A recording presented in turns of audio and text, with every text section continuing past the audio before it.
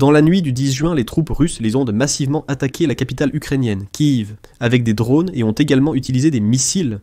Des incendies et des destructions ont été signalés dans 7 quartiers de la ville. Malheureusement, il y a des blessés. En outre, aujourd'hui, Odessa a également été attaquée. Et les Russes, comme toujours, ont frappé ce qu'ils appellent des objectifs militaires. À Kiev, la cathédrale Sainte-Sophie a été endommagée. Et à Odessa, le bâtiment des archives d'État a été touché. De plus, les forces aériennes ont déclaré aujourd'hui que la capitale ukrainienne était la cible principale de l'attaque. Ils ont également ajouté que la Russie utilise de la shrapnel dans la charge militaire des Shaheds pour infliger des pertes massives à la population civile ukrainienne. Dans cette édition, nous discuterons avec vous des conséquences de l'attaque nocturne des Russes contre Kiev et Odessa, du nombre de cibles aériennes lancées, du nombre abattu et de la façon dont Kiev a vécu cette nuit. Je suis Alexei Petchi. Nous sommes le 10 juin. Parlons de tout dans l'ordre. Mais avant de commencer, je vous demande de vous abonner à cette chaîne, de mettre un like et d'écrire votre commentaire sous cette édition. Abonnez-vous également à la chaîne Telegram Petchi News, lien dans la description vidéo. Là-bas, nous publions des nouvelles en temps réel dès qu'elles arrivent. Alors, je vais commencer par Kiev. Dans la nuit du 10 juin, les troupes russes ont massivement attaqué Kiev avec des drones et des missiles. Des incendies ont été signalés dans 7 quartiers de la ville. Au cours de la nuit, l'ennemi a continuellement terrorisé la capitale avec des drones. Les troupes de la Fédération de Russie ont frappé les infrastructures civiles et les habitants pacifiques de la ville de Kiev. Au total, 7 quartiers de la capitale ont été endommagés. Il y a eu des destructions partielles et des incendies dans des immeubles à plusieurs étages et des maisons privées. Des voitures et des entrepôts ont brûlé. Malheureusement, 4 personnes ont été blessées. Les plus gros dégâts à Kiev ont été subis par les quartiers d'Arnitsky, Obolonsky, Shevchenkivsky et Olosivsky. Eh bien, en particulier, des images du quartier Obolonsky sont déjà publiées, où des immeubles résidentiels ont été endommagés. Les images montrent un énorme trou dans un immeuble d'habitation d'un complexe résidentiel de la capitale, et il est clair que des immeubles résidentiels ordinaires ont été endommagés. Les étages inférieurs de la tour ont été touchés, créant un trou et détruisant des appartements à ces niveaux. Les fenêtres et la façade de l'immeuble ont été endommagées, ainsi que des voitures et le local de la pharmacie. Un incendie s'est déclaré à proximité, sur le territoire de la station-service.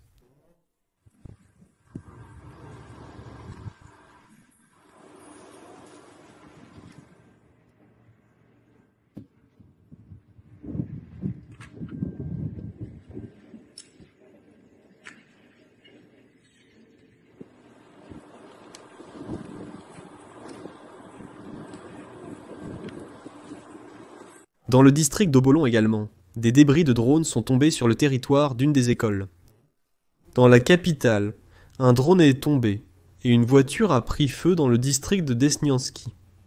Des voitures ont également brûlé dans le district de Shevchenkivsky. De plus, un balcon dans un immeuble résidentiel a pris feu, ainsi qu'un incendie dans un bâtiment de centre d'affaires. Des locaux inoccupés se sont également embrasés. Pendant ce temps, dans le district de Dniprovski de Kiev, de la fumée a été signalée dans un bâtiment non résidentiel. Mais dans le district de Podol, des débris de drones sont tombés à 2 endroits. Un incendie s'est déclaré dans un bâtiment non résidentiel et résidentiel du district de Darnitsky. Des débris sont tombés dans une zone verte et un terrain découvert, causant une destruction partielle dans la zone non résidentielle. Des garages, et des entrepôts ont été endommagés et ont pris feu. Une bande forestière brûle également à une autre adresse. Des débris seraient tombés sur une maison privée dans le district de Darnitsky. Un incendie s'est déclaré dans un immeuble à plusieurs étages du district de Solomiansky. Dans le district de Holosiv, la chute de débris d'un drone a été enregistrée sur le territoire d'un bâtiment non résidentiel, et des destructions ont été constatées dans un centre d'affaires. Je tiens à préciser ici que dans la nuit du 10 juin, les forces armées de la Fédération de Russie ont lancé au total 322 drones et missiles contre l'Ukraine. La direction principale de l'attaque était Kiev. Au total, pendant l'attaque nocturne, l'ennemi a utilisé 315 drones d'attaque Shahed et des drones leurres de différents types. 2 missiles balistiques KN-23 ont également été utilisés.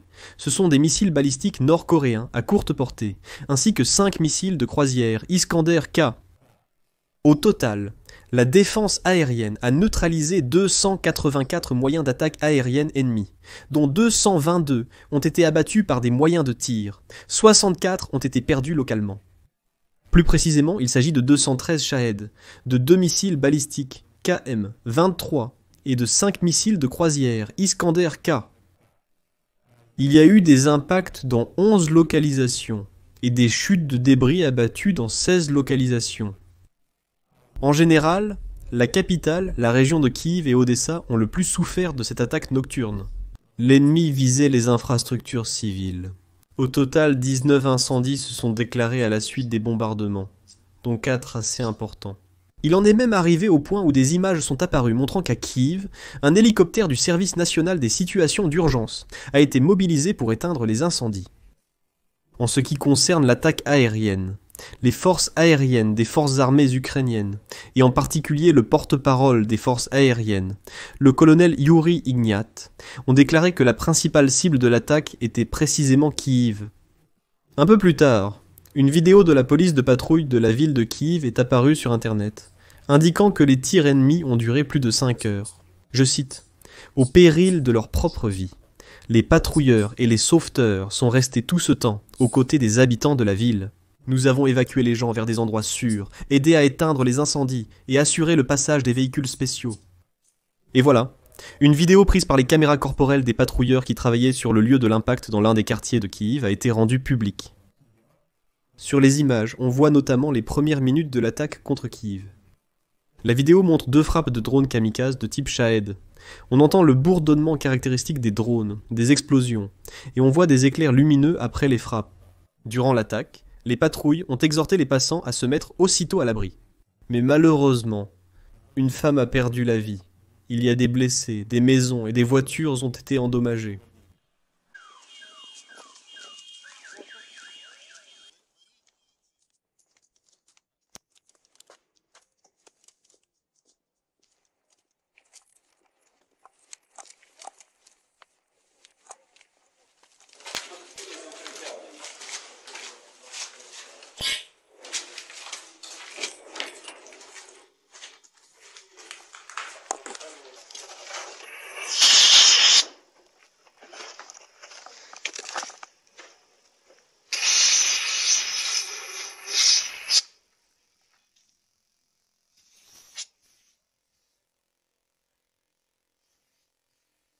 En ce qui concerne Odessa, qui a également été frappée aujourd'hui par l'ennemi. Lors de l'attaque de drones russes, dans la nuit du 10 juin, les archives d'État de la région ont été endommagées à Odessa. Des débris de drones ennemis ont touché le bâtiment. Selon Anatoly Kromov, chef des archives d'État, des fragments de munitions ont été découverts après l'attaque russe. Sur le territoire de certains centres d'archives centrales, il est possible que l'accès des utilisateurs aux archives soit temporairement fermé pendant l'intervention des démineurs. Malgré l'attaque contre l'infrastructure culturelle, il n'y a pas eu de victimes ni de perte de documents d'archives. De plus, l'attaque a également touché le studio de cinéma d'Odessa. Des bâtiments de production, des entrepôts de costumes et d'accessoires ont été endommagés. Les occupants ont détruit une partie du complexe de tournage, notamment les décors du film Dovzhenko et des véhicules de scène. La page du studio de cinéma a révélé les répercussions de ces attaques. Eh bien, comme vous pouvez le voir, les Russes visent précisément ce genre de soi-disant cibles militaires, les archives d'État, ou par exemple un studio de cinéma. En ce qui concerne Kiev, les Russes ont également frappé des cibles militaires, à Kiev entre guillemets. La cathédrale Sainte-Sophie a notamment été endommagée. À 4h40 du matin, à la suite d'une puissante onde de choc provoquée par un nouveau bombardement massif de Kiev par la Fédération de Russie, la corniche et les absides centrales de la façade et de la cathédrale Sainte-Sophie ont été endommagées. Je rappelle qu'il s'agit d'un monument architectural du XIe siècle, inscrit sur la liste du patrimoine mondial de l'Organisation des Nations Unies pour l'éducation, la science et la culture. De plus, il faut être très attentif dans ce cas lorsque l'alerte aérienne retentit. Parce que, selon les forces aériennes, les drones russes de type Shahed sont désormais équipés d'une ogive à shrapnel, conçue pour infliger un maximum de pertes aux effectifs et au matériel. Mais étant donné que ces drones frappaient en des villes pacifiques, il s'agit donc de civils. En particulier, le porte-parole des forces aériennes, Yuri Ignat, a expliqué que la charge des drones peut être thermobarique, à fragmentation explosive, ou contenir des shrapnels. Une telle arme disperse des éléments de destruction sur une grande surface, ce qui représente une menace mortelle non seulement pour les équipements, mais aussi pour les civils. C'est pourquoi, citation, « En fait, lors de telles attaques, tous les services appellent les citoyens à ne pas se trouver près des fenêtres ou dans la rue, parce qu'avec une telle ogive, la dispersion de ces éléments représente une menace mortelle pour la vie des citoyens. Ce type d'arme témoigne de la volonté de la Russie de porter des frappes à forte puissance destructrice contre des quartiers résidentiels. » Et enfin, je voudrais ajouter le sondage d'aujourd'hui du KMIS, qui a montré que les Ukrainiens, malgré toutes ces attaques, ne sont pas prêts à se rendre et ne sont pas prêts à faire des concessions territoriales pour la paix. En particulier, la majorité des Ukrainiens sont contre toute concession territoriale. Au cours des derniers mois, la situation n'a pas changé. Selon l'Institut international de sociologie de Kiev, selon les enquêtes de l'Institut international de sociologie de Kiev des 3 dernières années, la question de la volonté de la population de faire des concessions pour parvenir rapidement à la paix et préserver l'indépendance a été posée. Cette question ne précise pas exactement quel territoire pourrait faire l'objet de concessions, ni de quelle concession territoriale il s'agit. Et donc, en mai, par rapport à février 2025, la situation n'a pas changé. 52% des Ukrainiens sont catégoriquement contre toute concession territoriale. 38% sont prêts à accepter certaines pertes territoriales. Eh bien, les sociologues ont également montré comment la spécification des pertes territoriales influence les résultats de l'enquête. Si l'on parle de la reconnaissance officielle de certains territoires, comme faisant partie de la Russie, alors une écrasante majorité, soit 58%, s'y oppose. 24% sont prêts à accepter un tel fait. Eh bien, la grande majorité, soit 78%, rejette le transfert sous contrôle russe des territoires actuellement contrôlés par l'Ukraine. 15% sont prêts à accepter un tel fait. Eh bien, la seule option, où au moins il y a un espace pour la discussion, c'est la reconnaissance de facto du contrôle de la Russie sans reconnaissance de jure. Et même dans ce cas, 43% sont prêts à accepter une telle situation, tandis que 48% y sont catégoriquement opposés. Cependant, comme il est dit dans le message, comme l'ont montré d'autres sondages du KMIS, si le plan de paix inclut des garanties de sécurité et d'autres éléments importants pour l'avenir de l'Ukraine, alors ce sera sans enthousiasme. Mais plus de la moitié peuvent accepter un tel scénario de fin de la guerre.